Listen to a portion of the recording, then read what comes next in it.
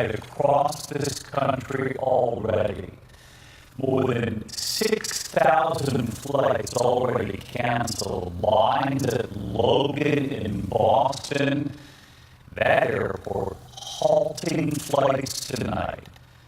Stranded passengers, meanwhile, at LaGuardia here in New York, and outside the race to de-ice those planes.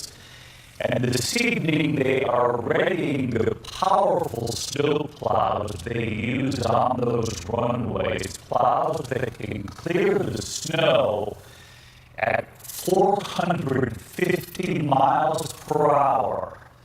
ABC's David Curley tonight.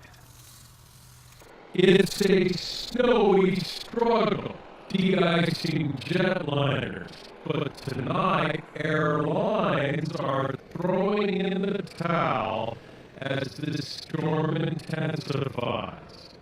The major airlines serving the Northeast are grounding their jets and expect to be idle tomorrow. Unhappy faces in long lines. I'm exhausted and annoyed. I just want to go home.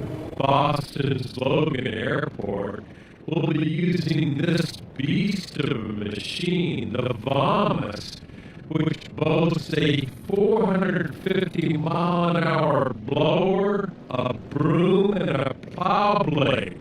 But even it won't be enough. Logan has no schedule